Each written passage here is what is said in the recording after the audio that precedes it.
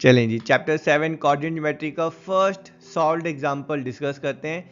यहाँ पर हमें 3 पॉइंट्स के कोऑर्डिनेट्स गिवन है। वो पॉइंट्स हम एज्यूम कर रहे हैं ए, बी एंड सी। हमें बताना है क्या इन तीनों पॉइंट्स को ज्वाइन करके कोई ट्राइंगल फॉर्म हो सकता है, और अगर हो सकता है तो वो ट्राइंगल जो है वो किस टाइप का होगा। क्या वो आइसोसेलेस होगा या इक्विलेटरल या राइट एंगल्ड या स्केलीन, है ना, वो हमें फाइंड करना है।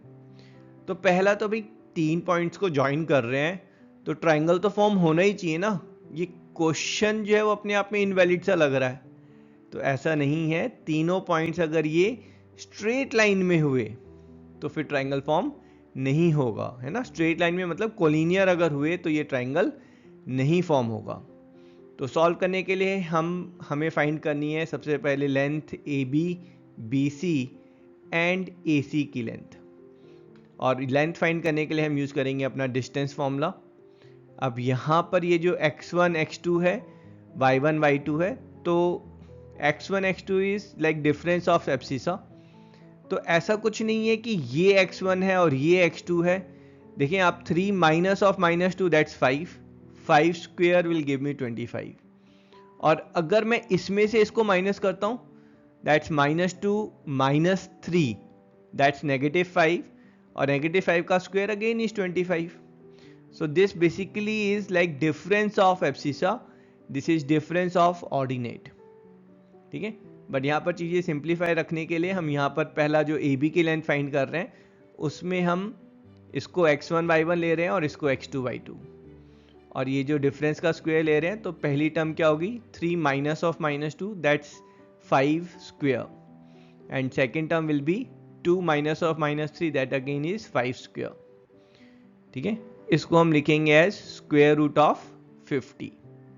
सिंप्लीफाई नहीं कर रहे हैं but just leaving it like that. Second is BC की लेंथ, तो BC length will be again square root of -2 of -2 का स्क्वायर दैट्स योर 4 का square that's again is same as 4 square, and this is your -3, एंड उसमें से हम 3 subtract कर रहे हैं दैट मेक्स इट -6 का square. So that's same as 4 square plus 6 square which is 16 plus 36 that's square root of 52।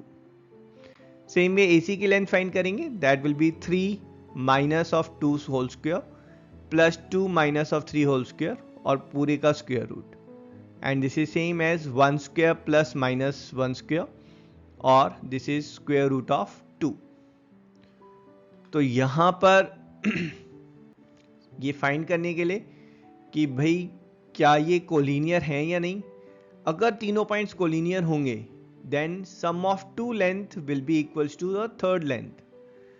So sum of two short sides, these are root 50 and this is root 2, and their sum is not equals to square root 52.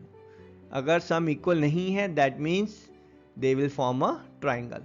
तो यहाँ पर basically हम बोल सकते हैं AB plus AC की जो length है वो BC की लेंथ से ज़्यादा है, ठीक है। these are two shorter sides और उनका sum जो है वो बिगर साइड से बड़ा है, then they will definitely form a triangle. अगर ये इक्वल होता तब हम बोलते कि they will not form a triangle. अब यहाँ पर कैसा ट्राइंगल बनेगा तो यहाँ पर थोड़ा ध्यान देंगे। अगर शॉर्ट साइड्स जो हैं AB और AC, AB square plus AC square लेते हैं हम दैट इज रूट 50 का स्क्वायर प्लस रूट 2 का square, that's nothing but 50 plus 2, और 52 is nothing but square root 52 का होल स्क्वायर। तो square root 52 that's your BC, so this is BC square.